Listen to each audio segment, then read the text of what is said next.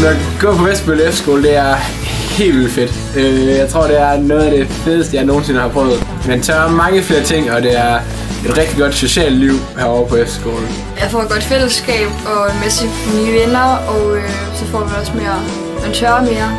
Jeg fandt også en masse nye venner, og Vestbølle Efterskole for at lære dansk og så 9. klasse. Jamen, der er en masse ting, som kan man leve.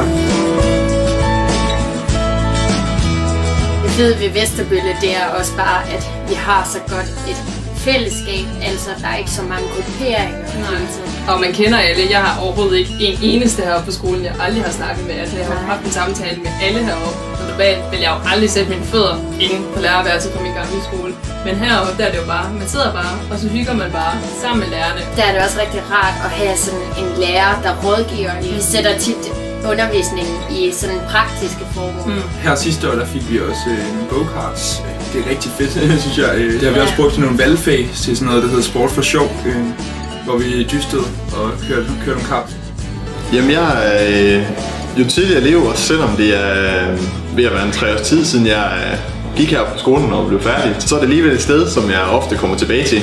Og det synes jeg på en eller anden måde siger rigtig meget om den specielle Vesterbølle ånd, der er, fordi når man har gået her på Vesterbølle Efterskole, så bliver det ved med at hænge ved. Man lærer folk at kende helt ind til de meget personlige detaljer, og det betyder også rigtig meget, og det gør det også et venskab rigtig stærkt med ens efterskolevenner. På Vestbølle Efterskole synes vi også, det er vigtigt at komme ud og se verden. For 10. klasseeleverne er der mulighed for at tage helt til LO'en.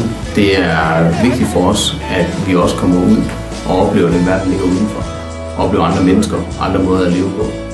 Det giver mening, når man skal danne sig selv og sine værdier og sin holdning. På Vestbølle Efterskole, der er det vigtigt for os, at vi møder eleverne med tillid. For vi oplever, at når vi viser tillid til vores elever, så udvikler de også større ansvarlighed. Så hvis man skulle sige med få ord, hvad det sejeste ved Vestbølle Efterskole er, så er det i virkeligheden vores elever.